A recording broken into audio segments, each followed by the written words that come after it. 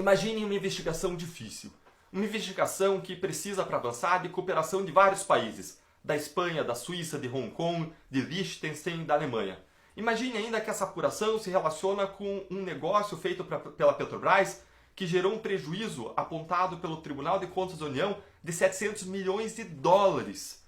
Imagine ainda que esse negócio foi a compra de uma refinaria. Uma compra de uma refinaria que, um ano antes das negociações de compra dessa refinaria pela Petrobras, tinha sido comprada pelo então vendedor, tinha sido comprada na aquisição anterior, apenas um ano antes, por 42 milhões de dólares. Então, a partir das negociações que começam um ano depois, a Petrobras vem a pagar 1,25 bilhão de dólares, quase 30 vezes mais do que se pagou na aquisição anterior.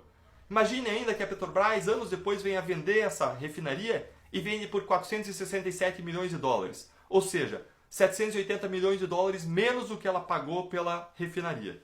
Ou seja, a gente está tratando de um grande escândalo. Imagine agora que essa grande investigação, complexa, que demora anos, venha comprovar o pagamento de propinas na negociação dessa refinaria.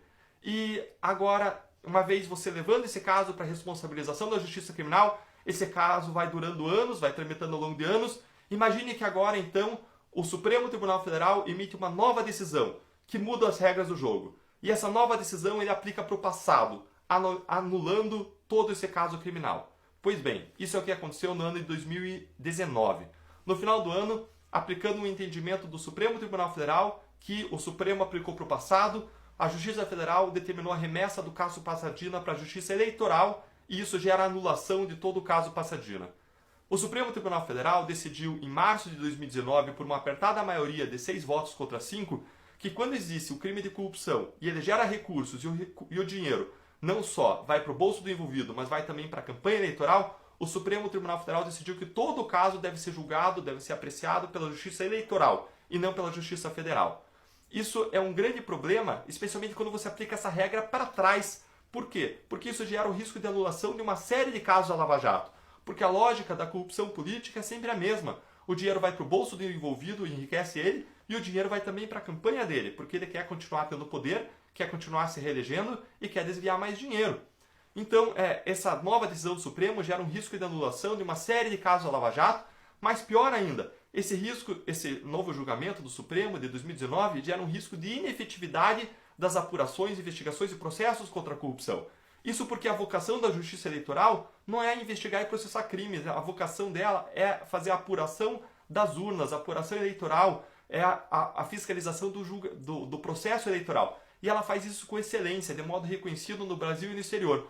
Agora, a vocação dela não é investigar e processar crimes. O ministro Barroso bem colocou que os resultados da Justiça Eleitoral na área criminal são pífios. E isso não é um demérito dela. É a mesma coisa que você dizer que um oftalmologista, ele é muito bom operando olhos, mas ele não é a pessoa apropriada para operar um fígado de um paciente. Isso não é um demérito dele. Isso quer dizer que ele tem uma aptidão, que ele tem uma vocação.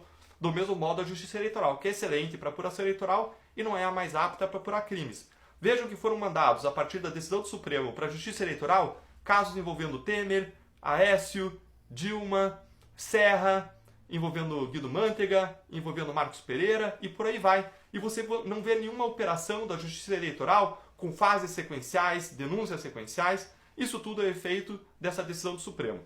Como o ministro Barroso bem colocou, é difícil explicar e é difícil de entender essa decisão do Supremo Tribunal Federal. Eles pegaram algo que estava funcionando pela primeira vez na nossa história.